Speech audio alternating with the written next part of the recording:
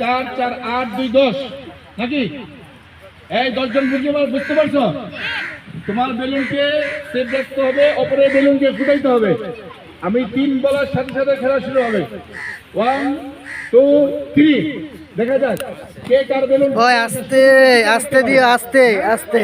বেলুনে পায়ের মধ্যে যেন না লাগে, ব্যাটটা ফুটে যাবে, সে বের হয়ে যাবে। যেটা ফুটে যাবে সে বের হয়ে যাবে। যেটা ফুটে যাবে সে বের হয়ে যাবে। এ ছেলেটা চালাক।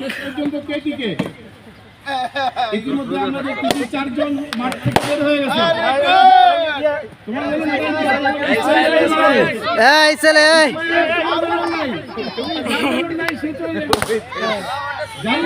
সে চলে যাবে। দেখা যাক শেষ পর্যন্ত কে টিকে। মাত্র 2 জন, 2 জনের মধ্যে কে কার বেলুন ফুটিয়ে শেষ পর্যন্ত টিকে থাকতে পারে। 8 জন ইতিমধ্যে মাঠ থেকে বের হয়ে গেছে।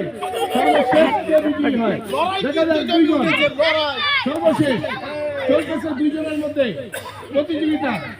শেষ পর্যন্ত কে টিকে দেখা যাক। 2 জনের বেলুন ফুটাতে পারতেছে না। শেষ পর্যন্ত দেখা যাক 4টা বেলুন বিদ্যমান থাকে। 2 জনের বেলুন দেখা যাচ্ছে এখনো অক্ষুণ্ণ রয়েছে। কেউ কারো বেলুনকে ফুটাতে পারছে না। শেষ, আমাদের